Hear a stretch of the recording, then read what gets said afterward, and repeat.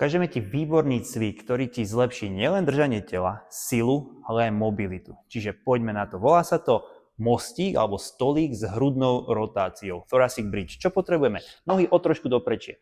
Budú v šírke panvy. V tej istej šírke sú aj kolena. Poďme na to. Predchádza zdvihnutiu bokov vypnutie v hrudi, čiže krásna hrudná extenzia. Zdvíhame boky hore. Obidva boky sú krásne v jednej výške. Robíš voľnú rotáciu krku a hrude, pozeráš sa za opornou rukou a pomaličky vrátiš späť. Držíš hore 3 až 5 sekúnd a pôjdeš 5 opakovaní na jednu stranu, potom 5 opakovaní na druhú stranu. Vypneš sa, ideme hore s bokmi, boky zostávajú v jednej výške, krásne posilňovanie sedacích svalov, hamstringov a stretch, krásna flexibilita tuto, alebo naťahovanie tých flexorov. 5 sekúnd držíš, maximálne 3 až 5.